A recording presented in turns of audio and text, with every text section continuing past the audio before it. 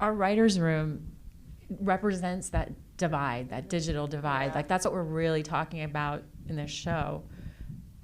Because this is the biggest, since the Industrial Revolution, this is the biggest thing that's happened. So we sit around, and Darren and myself, and we have a lot of younger writers too, and so we learn things. Like my husband and I just downloaded Snapchat, and the younger writers were teaching us how to do it in the room, and we're going to write that into an episode. And so we're learning a lot. Just want to bring up that at the end of last season, I said we need to do something on Snapchat. You guys were like, no, Snapchat's not going to stay.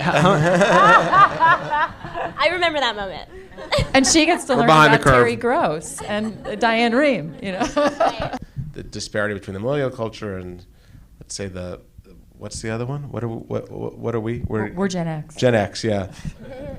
Borderline. And, that difference was just really interesting to explore. So, not often in comedy that you have a character dispatched in a construction accident. So True. Tell us how that happened. Well, we thought it was funny. So it happened because we were just talking about, we eventually wanted an interesting way to sort of dispatch with the character. And I've been reading about it. We were talking about it. I've been reading about a lot of construction accidents in New York. It was sort of something that I kept reading about, people getting killed by falling debris. And so we sort of backed it up from there. And then we also had this idea for this Game of Thrones themed episode, which we thought would be an interesting way to kind of comment on what an outrageous thing we were doing.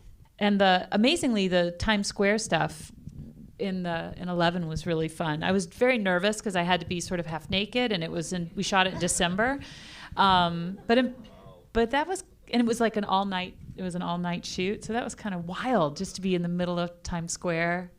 Your whole life you're like, I never thought I would be in the middle of Times Square at 4 in the morning wearing in a fur bikini. A fur bikini. Like that was kind of cool. People did notice, right? Were you getting? Yeah, I think they thought that. I don't know what they thought we were doing. They might have actually thought I was like a character. We got a lot of free extras. I think people just thought it was a real premiere of something. Yeah. I mean, it looked like it looked. I mean, it was very big.